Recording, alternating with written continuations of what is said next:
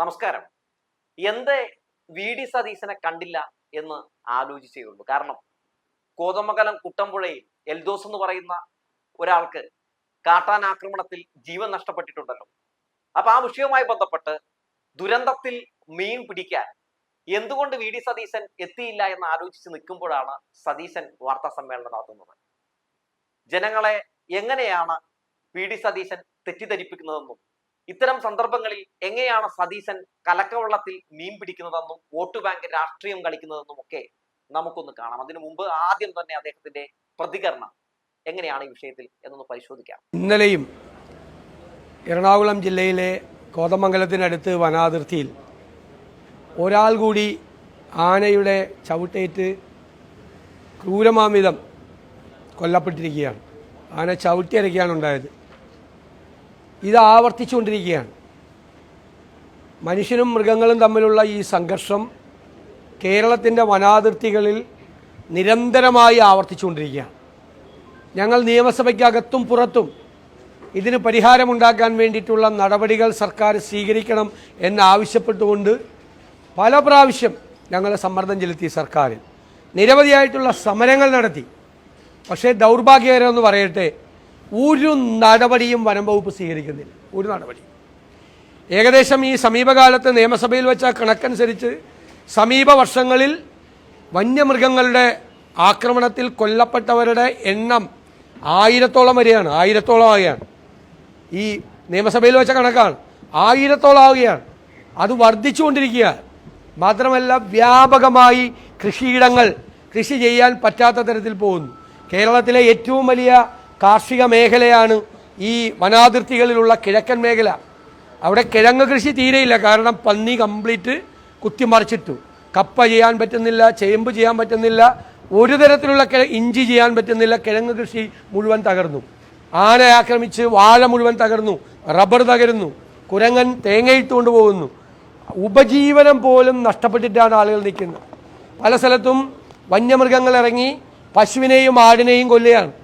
അപ്പോൾ ക്ഷീര മേഖലയിൽ നിന്ന് പോലും പിടിച്ചു നിൽക്കാൻ കഴിയാത്ത തരത്തിൽ അവരുടെ ഉപജീവന മാർഗം തകർന്നു. അവരുടെ ജീവനും സ്വത്തിനും സംരക്ഷിക്കാൻ പറ്റുന്നില്ല. ഇവിടെ സൗരോർജ്ജ മുള്ളുവേലി എന്ന് പറയും, മതിലെന്ന് പറയും, ഒരു നടപടിയും ഗവൺമെൻറ് സ്വീകരിക്കുന്നില്ല. വനം വകുപ്പ് ഇതുപോലെ നിസ്സംഗരായി നിൽക്കുന്നൊരു കാലം കേരളത്തിൻ്റെ ചരിത്രത്തിലുണ്ടായിട്ടില്ല. കേട്ടല്ലോ. ഈ വിഷയത്തെ രാഷ്ട്രീയവൽക്കരിച്ചുകൊണ്ട് സംസ്ഥാന സർക്കാരിന്റെ തലയിൽ വെച്ച് കെട്ടാനുള്ള ഒരു ശ്രമമാണ് വി ഡി സതീശൻ നടത്തിക്കൊണ്ടിരിക്കുന്നത്.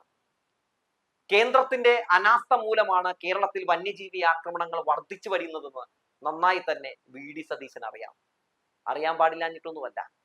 എന്നിട്ടും ജനങ്ങളെ തെറ്റിദ്ധരിപ്പിക്കാൻ ശ്രമം നടത്തുകയാണ്. ആ സത്യം അറിയുന്ന സാഹചര്യം ഉണ്ടായാൽ സ്വാഭാവികമായി ഉയർന്നു വരാൻ സാധ്യതയുള്ള ഒരു ചോദ്യം, പിന്നെ നിങ്ങളുടെ MP ഡീൻ കുര്യാക്കോസ് അവിടെ എന്ത് മാങ്ങ പറിച്ചുകൊണ്ടിരിക്കുകയാണ് എന്ന ചോദ്യമാണ്.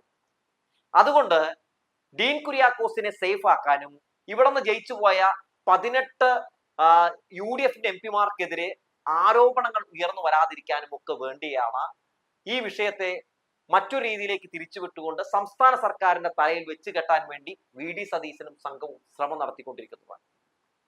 വന്യജീവി ആക്രമണവുമായി ബന്ധപ്പെട്ട് സംസ്ഥാന സർക്കാർ ആവശ്യമായ എല്ലാ സഹായങ്ങളും, ആവശ്യമായ എല്ലാ പദ്ധതികളും, ആവശ്യമായ മുഴുവൻ തുകയും കേരളത്തിന് നൽകണമെന്ന് ആവശ്യപ്പെട്ടുകൊണ്ട് കേന്ദ്രത്തിനെതിരെ നടത്തിക്കൊണ്ടിരിക്കുന്ന പോരാട്ടം എല്ലാവരും കണ്ടുകൊണ്ടിരിക്കുകയാണ്. കേന്ദ്ര വനം വകുപ്പ് മന്ത്രി ഭൂപേന്ദ്ര യാദവ് ഇതൊന്നും കണ്ടിട്ടില്ല എന്ന് തന്നെയാണ് നടിച്ചിരിക്കുന്നത്. പക്ഷെ നമ്മൾ അവിടെ ഒരു വിവരാവകാശ നിയമപ്രകാരം ഈ വന്യജീവി ആക്രമണത്തിൽ എത്ര മരണം സംഭവിച്ചിട്ടുണ്ട് എന്നതിനെ കുറിച്ച് ഒരു ലിസ്റ്റ് എടുത്താൽ വ്യക്തമായ കണക്കും കിട്ടുന്നുണ്ട്. അപ്പൊ അറിയാഞ്ഞിട്ടൊന്നുമല്ല, മനഃപൂർവ്വം കേരളത്തിലുള്ള ആളുകളൊക്കെ വന്യജീവി ആക്രമണത്തിൽ അങ്ങ് തീരട്ടെ എന്നൊരു നിലപാട് സ്വീകരിക്കുകയാണോ കേന്ദ്രം എന്ന് പോലും നമുക്ക് തോന്നിയിട്ടുണ്ട് കേട്ടോ. അപ്പൊ എന്തെങ്കിലും ഒരു പ്രശ്നം വരുമ്പോൾ മാത്രം വന്യജീവി ആക്രമണത്തെ കുറിച്ച് അല്ലെങ്കിൽ ആ വിഷയത്തെക്കുറിച്ച് ഒരു അടിയന്തര പ്രമേയത്തിന് നോട്ടീസ് കൊടുത്തുകൊണ്ടാണ് പലപ്പോഴും UDF MP-മാർ ഈ വിഷയത്തിൽ തടിതപ്പാറുള്ളത്. ഇനിയിപ്പോ തെരഞ്ഞെടുപ്പ് അടുത്തിരിക്കുന്ന സാഹചര്യത്തിലാണെങ്കിലും ആ സമയത്ത് ഏതെങ്കിലും ഒരു വന്യജീവി ആക്രമണം നടക്കുകയാണെങ്കിൽ ഒരു പന്തലൊക്കെ കെട്ടി കഴിഞ്ഞ തവണ ഡീൻ കുര്യാക്കോസ് നടത്തിയൊരു നാടകം ഉണ്ടല്ലോ, അതുപോലെ ഒരു നാടകം നടത്തി ആ പാവപ്പെട്ട ജനങ്ങളെ അങ്ങ് പറ്റിക്കുകയും ചെയ്യും. അവരെ സംബന്ധിച്ച് വന്യജീവി ആക്രമണം എന്ന് പറയുന്നത് പേടി സ്വപ്നമാണ്. ഏത് സമയത്ത് വേണമെങ്കിലും ജീവൻ നഷ്ടപ്പെട്ടു പോയേക്കാം എന്ന ഭയത്തിലാണ് അവർ കിടന്നുറങ്ങുന്നത്.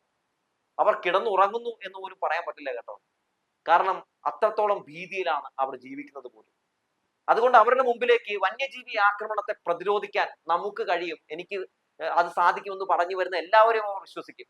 ഇത്തരം സന്ദർഭങ്ങൾ ഉണ്ടാകുമ്പോൾ രാഷ്ട്രീയം പോലും നോക്കാതെ സംസ്ഥാന സർക്കാരിനൊപ്പം നിന്നുകൊണ്ട് വന്യജീവി ആക്രമണത്തിൽ ഇരയാകുന്നവരെ സംരക്ഷിക്കാൻ വേണ്ടി പ്രതിപക്ഷം കൂടെ നിൽക്കേണ്ട ഒരു നിലപാടാണ് സ്വീകരിക്കുന്നത്. പക്ഷേ പലപ്പോഴും നിരാശാജനകമെന്ന് പറയട്ടെ, ദുരന്തങ്ങളിൽ വി.ഡി. സതീശൻ ദുരന്തങ്ങളെക്കാൾ ദുരന്തമായി മാറുന്ന കാഴ്ചയാണ് നമ്മൾ പലപ്പോഴും കണ്ടിട്ടുള്ളത്.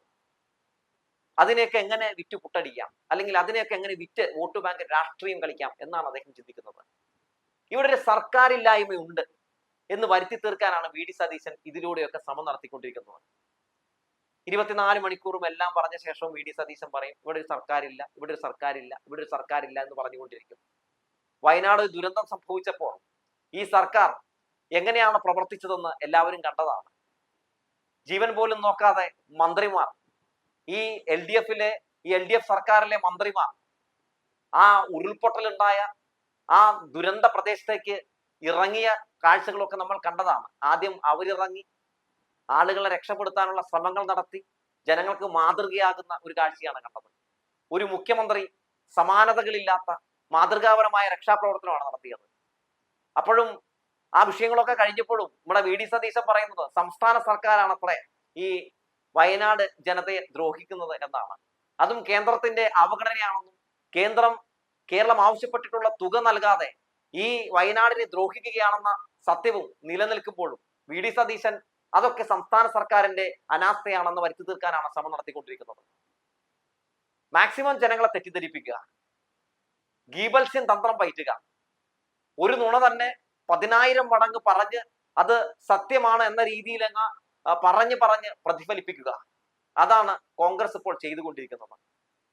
ഓരോ ദുരന്തം വരുമ്പോഴും നിങ്ങൾ ശ്രദ്ധിച്ചോ, വി.ഡി. സതീശൻ പതിയെ എങ്ങനെ രംഗത്തേക്ക് വരും, എന്നിട്ട് ഇതുപോലെ 2-3 തുപ്പല് തുപ്പിയിട്ട് അങ്ങ് പോകും. ഈ വാർത്താ സമ്മേളനവുമായി ബന്ധപ്പെട്ട് അവിടെ ഇരിക്കുന്ന മാധ്യമപ്രവർത്തകർ കേന്ദ്രത്തിന്റെ വീഴ്ചയല്ലേ എന്ന രീതിയിൽ ചോദിക്കുന്നുണ്ട്. അങ്ങനെ ചോദിക്കുമ്പോൾ വി.ഡി. സതീശന്റെ മറുപടി അതൊന്ന് കേൾക്കേണ്ടതാണ് കേട്ടോ, അതുകൂടി ഒന്ന് കാണാം. മന്ത്രി പറഞ്ഞത് 2021 കേന്ദ്രത്തിൽ നേരിട്ട് ശ്രമിച്ചു, ഇപ്പൊ റവന്യൂ മന്ത്രിയും വനമന്ത്രിയും ഒന്നിച്ചു വെക്കാൻ. അല്ല, അതൊക്കെ ആലോചിക്കുക. കേന്ദ്രത്തിൽ ഈ വന്യജീവി മനുഷ്യ സംഘർഷത്തിൽ ഒരു ഇടപെടലും കേന്ദ്ര സർക്കാരിന്റെ ഭാഗത്തുനിന്ന് ഉണ്ടാകുന്നില്ല. ഈ പ്രതിരോധ പ്രവർത്തനങ്ങൾ, ഫെൻസിംഗ് വയ്ക്കുക, കിടങ്ങുകൾ സ്ഥാപിക്കുക, അതിനൊന്നും ഒരു ഫണ്ടും സർക്കാരിന് ലഭിക്കുന്നില്ലെന്നാണ്. ഞാനത് സമ്മതിക്കുന്നു. കേന്ദ്രത്തിൽ അത് കിട്ടണമെന്ന് ആവശ്യപ്പെട്ടുകൊണ്ട് ഞങ്ങളുടെ എം.പിമാരും നിരന്തരമായി പാർലമെന്റിൽ ഞങ്ങൾ ആവശ്യപ്പെടുന്നുണ്ട്. അത് മാത്രമല്ലല്ലോ, കേന്ദ്രത്തിൽ നിന്ന് കാശ് കിട്ടിയാൽ മാത്രമേ ചെയ്യുള്ളൂ. സ്റ്റേറ്റിന്റെ പ്ലാൻ അലോക്കേഷൻ ഉണ്ട് ഇതിനകത്ത്. അതിൽ നിന്ന് എത്ര പെർസെൻറ്റേജ് സ്റ്റേറ്റ് ചെലവാക്കിയെന്നൂടെ പറ. മറ്റേത് നമുക്ക് എല്ലാവർക്കും കൂടി ഒരുമിച്ച് മേടിക്കാം. കേന്ദ്രം ഇടപെടുന്നില്ല, എം.പിമാർ ഇടപെടുന്നില്ല. Mister VD. സതീശ, എല്ലാം ഒരുമിച്ച് മേടിക്കാമെന്ന് എപ്പോ മേടിക്കും? ഇത് തന്നെയല്ലേ കേന്ദ്രവും പറഞ്ഞുകൊണ്ടിരിക്കുന്നത്, ഇത് തന്നെയല്ലേ മോദിയും പറഞ്ഞുകൊണ്ടിരിക്കുന്നത്. മോദിയുടെ ശബ്ദമായി മാറുകയാണോ കേരളത്തിൽ ഈ പറയുന്ന വി.ഡി. സതീശൻ? ഇതൊക്കെ നമുക്ക് അപ്പപ്പ കിട്ടിയിട്ടാണ് സതീശ കാര്യമുള്ളൂ, അല്ലാതെ ഒരുമിച്ച് നമുക്ക് എല്ലാം കഴിഞ്ഞിട്ട് കിട്ടിയിട്ട് ഒരു കാര്യമില്ല. അതുകൊണ്ടാണ് സംസ്ഥാന സർക്കാർ നിരന്തരം പ്രധാനമന്ത്രിയുടെ ഓഫീസിലേക്ക് കത്തയക്കുന്നതും പ്രധാനമന്ത്രിയെ പോയി കാണുന്നതും ബന്ധപ്പെട്ട വകുപ്പുമായി ബന്ധപ്പെട്ട വനംവകുപ്പ് മന്ത്രി ഭൂപേന്ദ്ര യാദവിനെ ഒക്കെ പോയി കാണുന്നത്. പക്ഷെ എല്ലാവരും കൈമലർത്തുകയാണ്. സുരേഷ് ഗോപി അങ്ങ് സഭയിൽ കാണിച്ചതുപോലെ അതാ ഇങ്ങനെ. അത് തന്നെയാണ് ഇവിടെ വി.ഡി. സതീശനും കാണിക്കുന്നത്. കേന്ദ്രത്തെ വിമർശിക്കാൻ പാടില്ല. കേന്ദ്രത്തിനെതിരെ ഏതെങ്കിലും രീതിയിൽ ആരെങ്കിലും ആരോപണം ഉന്നയിച്ചാൽ അതിനെയൊക്കെ വഴിതിരിച്ച് സംസ്ഥാന സർക്കാരിനെതിരെയുള്ള ആ ഒരു ആക്രമണത്തിലേക്ക് അങ്ങ് തിരിച്ചുവിടും. സംസ്ഥാന സർക്കാരിനെ ആക്രമിക്കുന്നത് വലിയ ഇഷ്ടമാണ് വി.ഡി. സതീശന്. കേന്ദ്രത്തിന്റെ അനാസ്ഥയാണതെന്നും മോദി സർക്കാരിന്റെ അനാസ്ഥയാണതെന്നും അവരാണ് ഇവിടെ വന്യജീവി ആക്രമണം വർദ്ധിക്കാൻ ഒരു ഇടയുണ്ടാക്കുന്ന സാഹചര്യം ഉണ്ടാക്കുന്നതെന്നും ഒക്കെ പറയാൻ എന്താണ് വി.ഡി. സതീശന് മടി? ഭയം? വിധേയത്വമാകാം, പക്ഷെ ഇത്രയധികം പാടില്ല.